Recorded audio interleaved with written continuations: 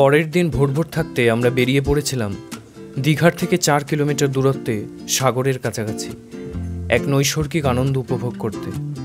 দীঘার অন্যতম আকর্ষণীয় স্থান মোহনাতে, যেখানে গেলে উপভোগ করা যায় সামুদ্রিক স্নিগ্ধ বাতাস, সূর্যোদয় থেকে সূর্যাস্তের এক অপরূপ দৃশ্য।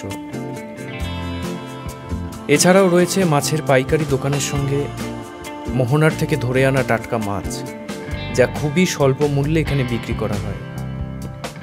সবটা মিলিয়ে এই পর্বে থাকছে আমাদের মোহনায় কাটানো কিছু মুহূর্ত।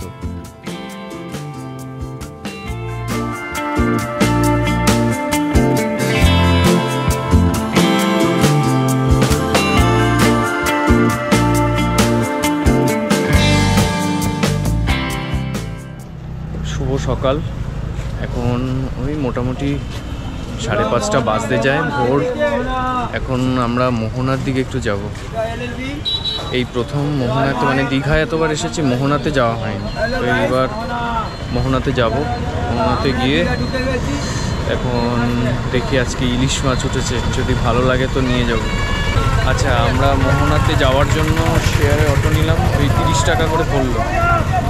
আর টোটোতে রিজার্ভে আপনারা যেতেই পারেন, 150 মতো করে নেবে।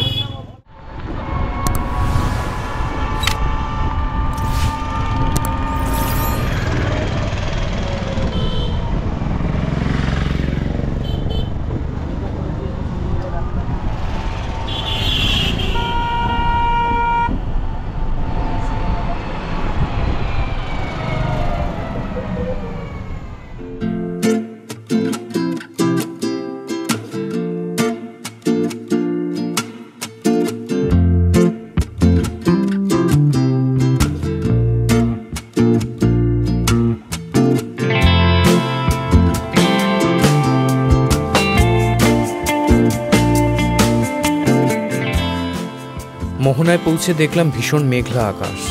সামান্য আশাহত হয়েছিলাম সূর্যোদয় হয়তো দেখতে পাবো।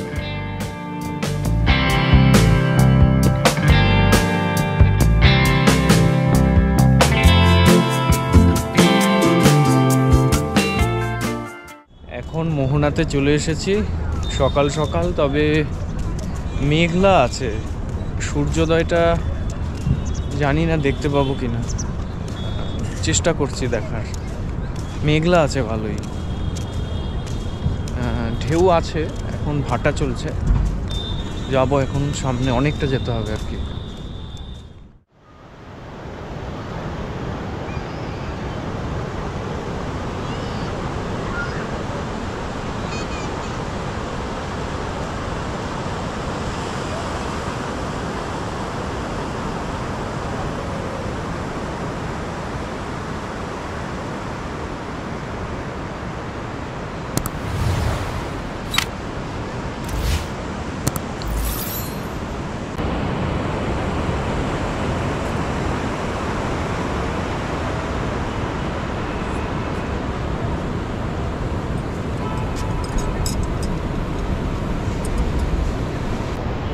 প্রচুর স্টারফিশ পড়ে আছে এখানে।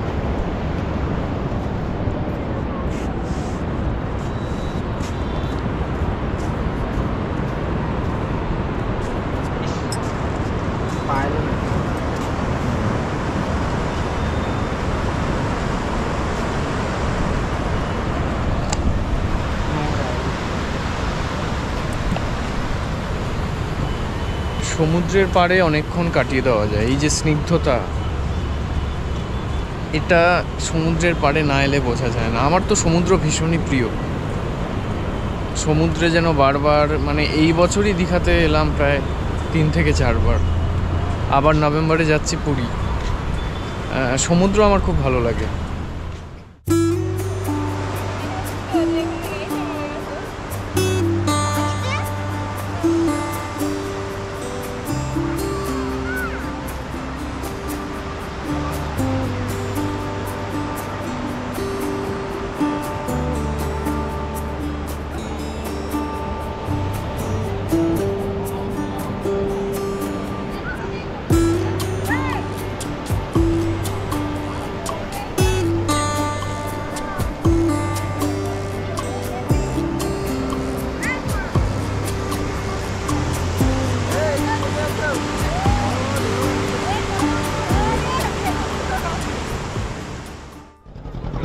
সামনে সব নৌকা করে মাছ ধরছে। বাহ, দেখুন দেখাচ্ছি সে ভিডিও।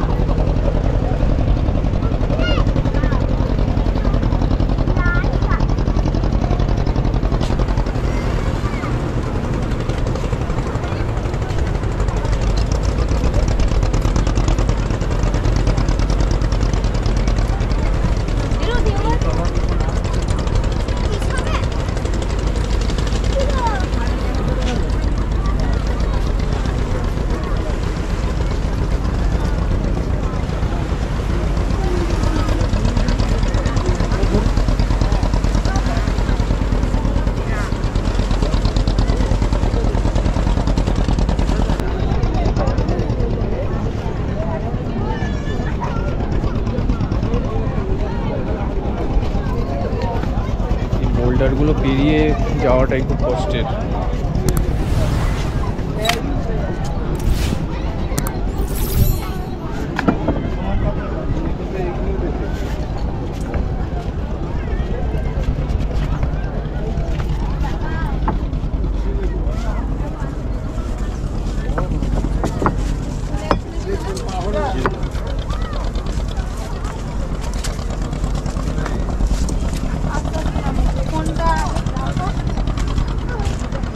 Helal diksin ha.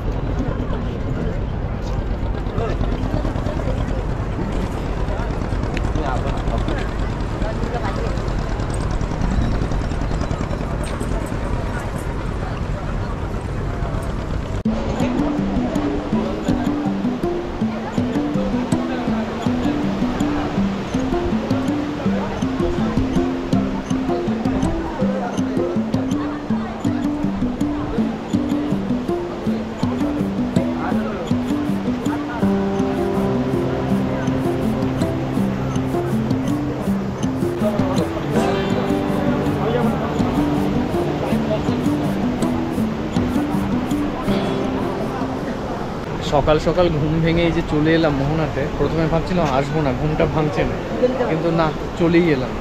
এসে ভালোই লাগলো।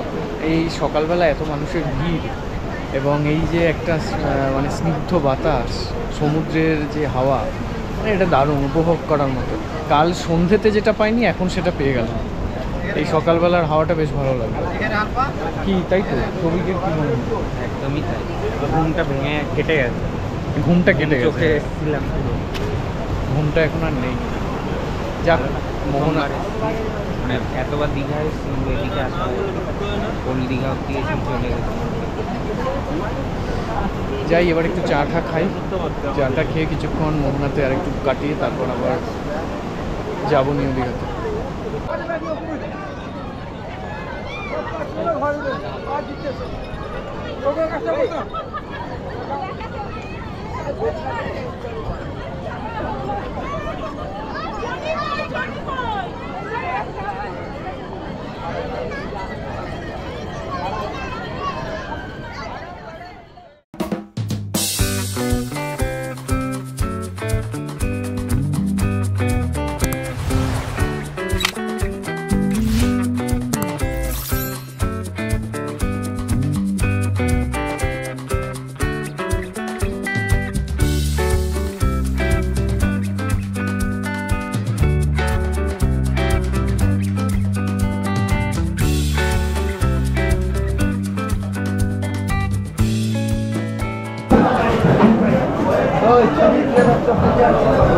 ছবি যারা উঠে যায়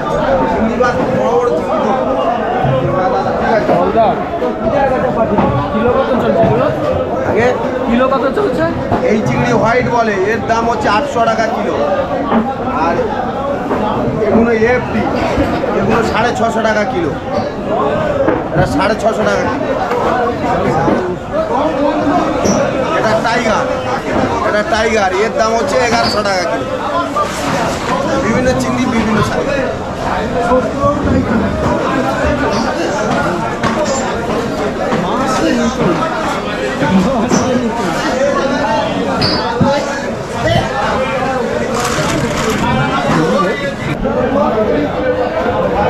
প্রাইস কিরকম?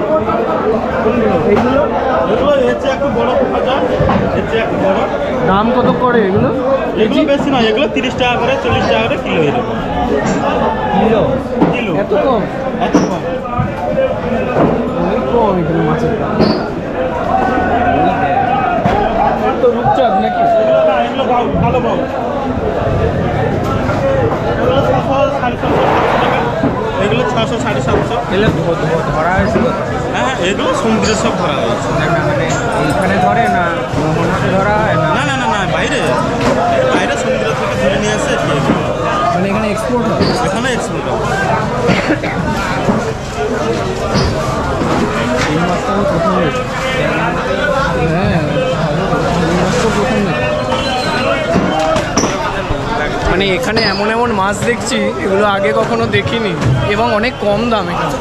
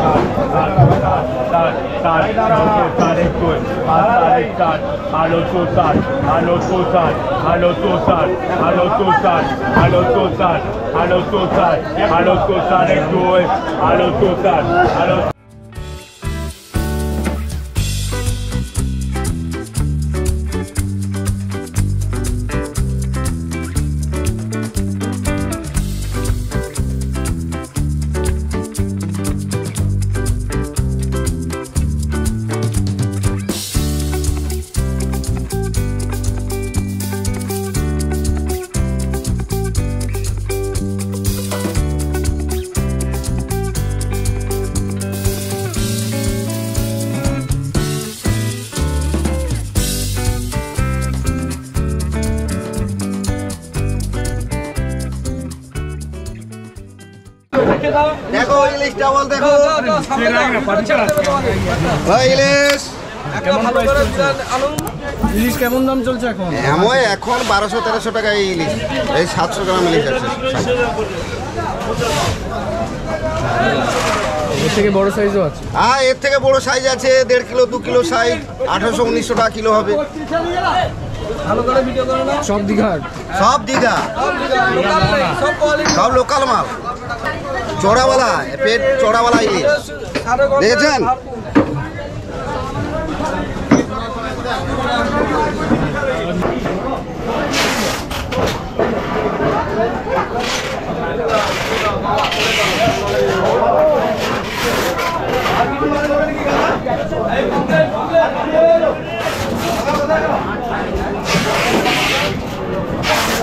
বিভিন্ন জায়গার মাছ আছে, ভালো মাছ কোনটা কি সেটা আপনি 1600 700 800 আছে।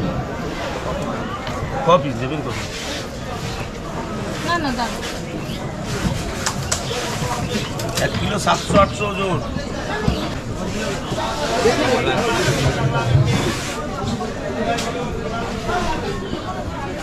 কেমন দাম চলছে এখন ইলিশ মার্কেটে? মার্কেটে 2400 2600 2800 সব মোহনার? সব, হ্যাঁ বড়। আর 1 কিলো সাইজের মাছ হলে 16 17।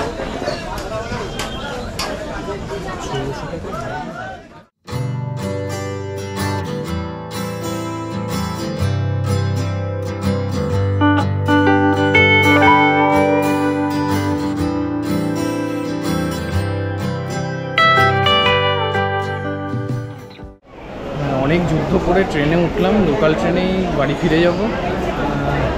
ফাঁকাই ছিল, সেরকম একটা ভিড় ছিল না, কিন্তু ওঠার পরে ভিড়টা হয়েছে খুব।